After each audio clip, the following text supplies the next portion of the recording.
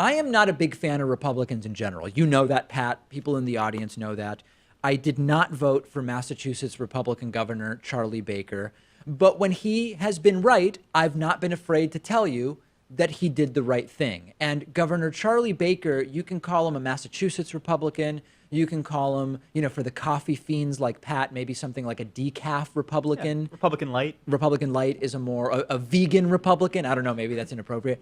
He is putting his foot down and he is refusing to send any Massachusetts National Guard troops to the border because of what he sees as the immoral and inhuman escalation by the Trump administration of separating and detaining the children of undocumented immigrants in these concentration camp-like centers, including the upcoming Fort Bliss, Texas location I've told you about, where temperatures regularly exceed 100 degrees Fahrenheit. So, caveats about the decision by Charlie Baker. Number one, this is not some incredibly difficult, heroic, politically risky move by Charlie Baker. He's a Republican in Massachusetts, and the policy that we are seeing escalated by the Trump administration with these kids is widely deplored. Number two, Baker should have refused to deploy National Guard troops to the border from the get-go, right? And even though now he is getting some accolades for saying, I'm not going to do the Trump thing, I'm not going to send more troops down there, he already agreed to do it before, right? And for that, we should still be critical of him. So I sort of have my two sides, Pat. On the one hand, this has been a hyper-partisan issue, right? Democrats and Republicans just have not seen eye to eye about putting kids in cages. Every Democratic senator has signed on to legislation to stop this insanity. Republicans basically have not. This morning, Ted Cruz did say that he has an idea of how he would be able to end this right away. And it's a good thing that as a Republican, Charlie Baker is at least doing something from the state level.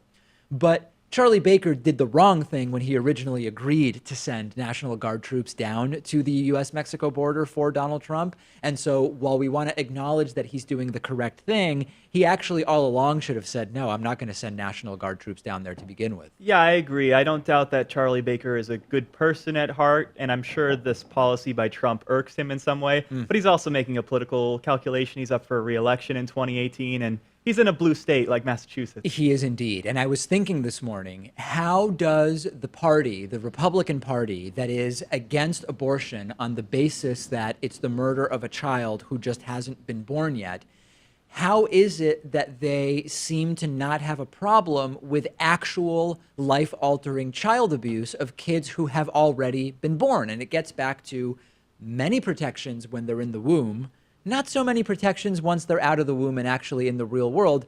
And then I remembered, wait a second, they almost voted in a serial child sex assaulter into the United States Senate.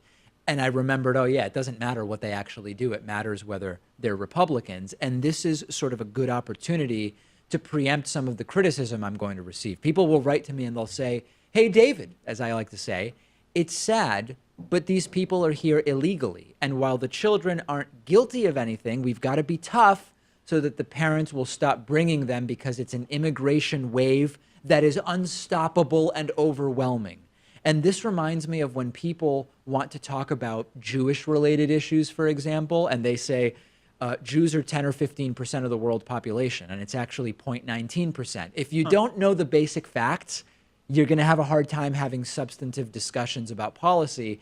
And here's the fact that's missing. Listen carefully, especially if you're on the right. Undocumented immigration has been on the decline for a long time, okay? The Pew Research Center study from a couple years ago shows that undocumented immigration peaked in 2007, and it has been declining overall with some small upticks from any particular year to the next. Undocumented immigrants are going back to, for example, Mexico faster than they're coming in. Undocumented immigrants have lower crime rates than the general population because they know they're undocumented and they don't want to attract attention from law enforcement. Is the issue of violent criminal undocumented immigrants a real problem? Yeah, it exists, and that should be the narrow focus.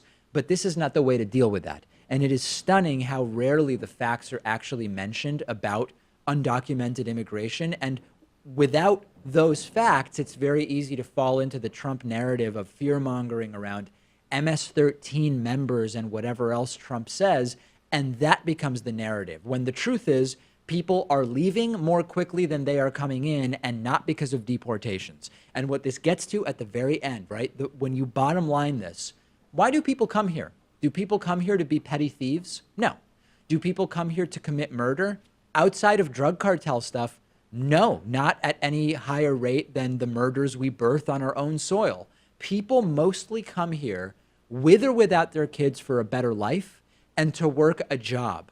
Not exactly lazy criminals, right? And the most productive and ethical and economically beneficial way to curb undocumented immigration is to help the economies of the countries people come from and stop negatively interfering in those countries, as the US has done so many times before. It's really straightforward.